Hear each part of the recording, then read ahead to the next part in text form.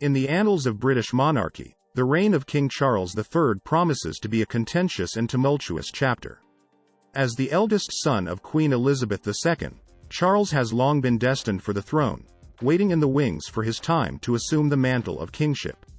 Yet, behind the opulent facade of regal decorum and regal pronouncements, there lies a disturbing undercurrent, a tapestry of shocking truths that Queen Elizabeth II would rather keep hidden.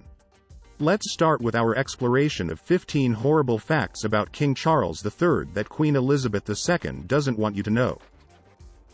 1. Charles is a retarded boy. Charles faced challenges during the early formative years of his relationship with Queen Elizabeth II. In her book To Be a King, Morrah made the remark that Queen Elizabeth considered Charles a retarded person. Although the terminology used in the book is harsh, it reflects the Queen's concerns at the time. However, as Charles grew older, it became clear that he did not face any significant cognitive decline. And then, the Queen herself gradually entrusted him with her royal duties. 2. Charles is closer to his nanny than to his mother. In his early years, Queen Elizabeth II and Prince Philip were often absent from home due to royal duties, leaving Charles and his sister Anne in the care of household workers. This led to suggestions that Charles may have formed stronger bonds with his nannies and grandmother than with his own mother. Queen Elizabeth II's demanding royal schedule during Charles' early years meant that she spent less time with her children compared to traditional parenting practices. It is worth considering that this approach to childcare was not uncommon among the upper class during that era. While it may have impacted the closeness of their mother-son relationship during Charles' childhood, it is essential to acknowledge that family dynamics evolve and change over time. Queen Elizabeth II's parenting style differed from modern ideals. Her approach to parenting, influenced by her generation, relied on household workers and nannies to oversee the day-to-day care of children. This delegation of duties allowed her to focus on her royal responsibilities, often entrusting major family decisions to Prince Philip. Queen Elizabeth II's limited physical displays of affection towards her children were indicative of upper-class norms and not specific to her relationship with Charles. The royal family, in accordance with aristocratic customs, often exhibited restraint in public expressions of emotion. Instances where Queen Elizabeth II did not personally visit Charles during his illness or while he was at boarding school were due to conflicting royal obligations. When Charles was bedridden with Asian flu, Queen Elizabeth was about to embark on a royal tour of Canada and could not visit him.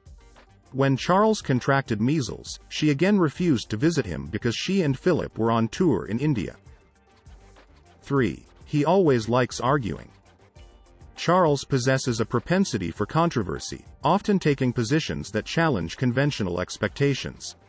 The New Yorker remarked on his ability to unsettle people, noting that his political stances defy easy categorization and appear deliberately designed to provoke discomfort. Conservatives find themselves perturbed by his enthusiasm for Islam and environmentalism, while liberals oppose his ardent defense of fox hunting and the preservation of England's long-standing social hierarchies. What unifies these seemingly contradictory positions is Charles' general aversion to secularism, science, and the industrialized world. It is worth noting that his willingness to express opinions on contentious issues, regardless of public opinion, has raised eyebrows and drawn criticism.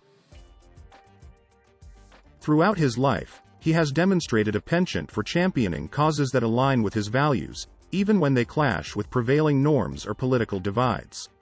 While his outspoken nature may be seen as refreshing by some, others argue that a monarch should remain neutral on highly divisive matters. 4. He was destined before he was born. Charles held a position of significance within British society long before he became Queen Elizabeth II's heir. Immediately after his birth, Prince Charles was presented to the public by royal courtiers who had faithfully served his grandfather, King George VI, Elizabeth II's father. From the outset, it was clear that this was no ordinary infant. He embodied the future of England's monarchy. Unlike Queen Elizabeth II, whose ascension to the throne occurred when she was 10 years old following her uncle's abdication, Charles captured public attention right from the start under the vigilant protection of Elizabeth and the scrutiny of the world. 5. Prince Philip calls him cow. Due to the Queen's numerous responsibilities, much of the parenting duties fell to Prince Philip, who had his own distinct approach. He held firm beliefs about the type of person he wanted his son to become.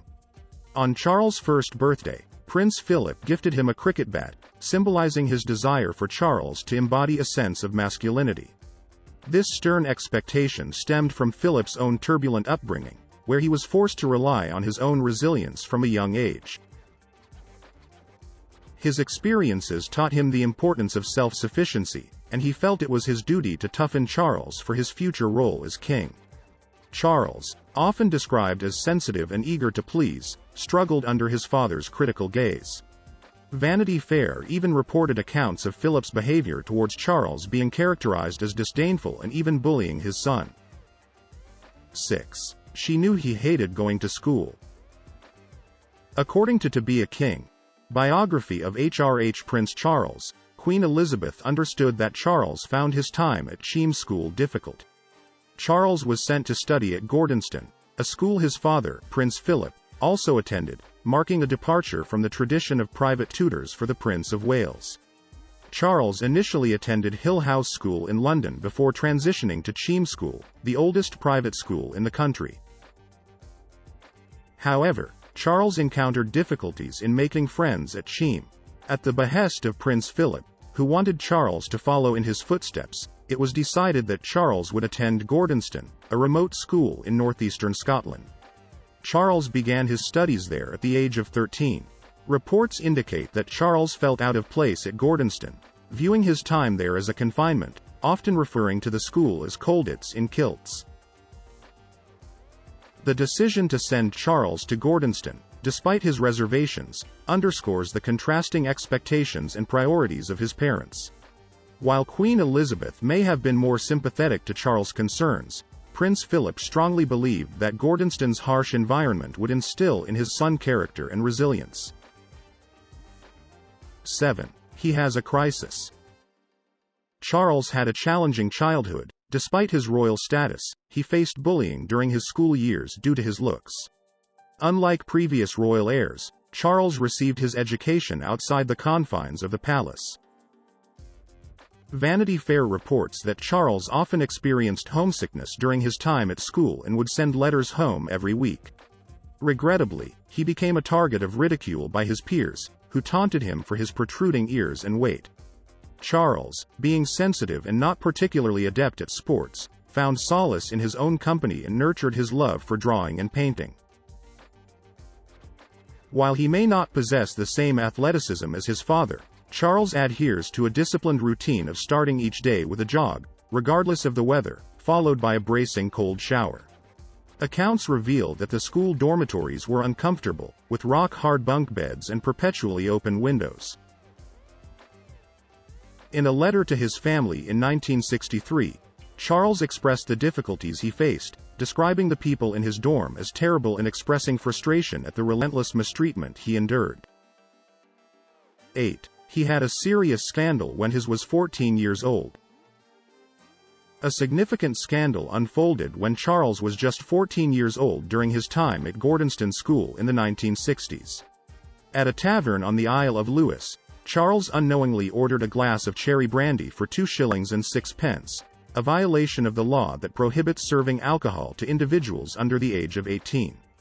Unbeknownst to Charles, a tabloid reporter happened to be present at the pub, swiftly publishing the story of his underage drinking. The incident sparked a national scandal that resulted in the dismissal of Don Green, Prince Charles' dedicated bodyguard who accompanied him at all times. 9. He is quite picky. Charles has gained a reputation for being particular about his creature comforts, although this should not be attributed to the Queen. Reports suggest that he insists on traveling with his own sheets and toilet paper, and there have been claims that he even brings his own toilet seat.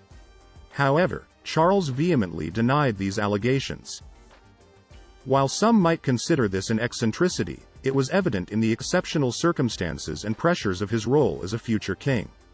Such attention to detail and a sense of personal comfort can be seen as a means to create stability and a sense of home in a demanding and constantly changing environment. 10. She didn't appear much in his childhood. The relationship between Queen Elizabeth and Prince Charles has been described as somewhat separated. According to insights shared by Prince Charles' friends during Jonathan Dimbleby's interviews for his authorized biography, The Prince of Wales, a biography. During Charles' infancy, the 22-year-old Queen Elizabeth had limited time to spend with her firstborn. This was not due to indifference but rather the weight of royal responsibilities that demanded her attention. From the very moment of Charles' birth, he was being prepared for his future duties, as Elizabeth understood the expectations that lay ahead. 11. He doesn't look like her like Princess Anne.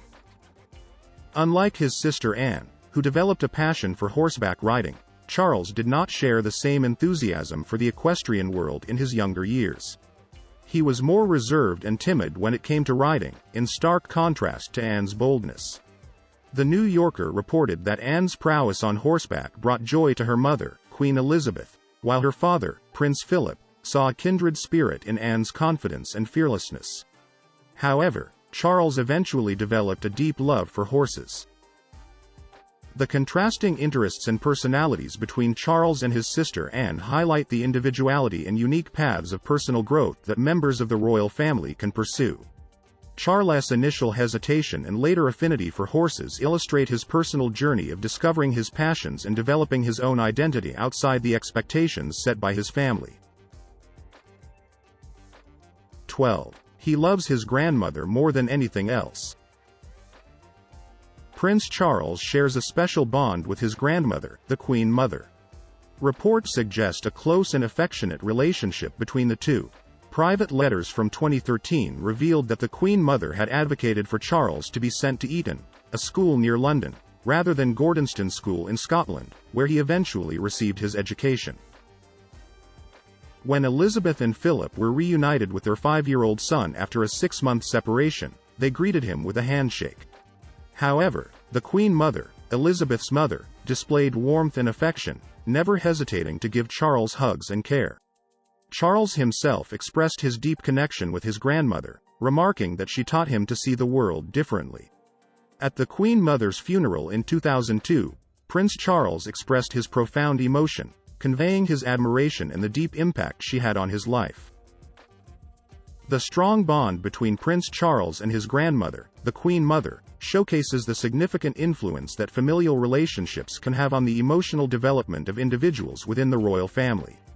The Queen Mother's unwavering support and affectionate nature played a pivotal role in shaping Charles' perspective and values. This underscores the importance of nurturing relationships within the family unit, even amidst the demands and responsibilities of royal life. 13. He's on a vision mission.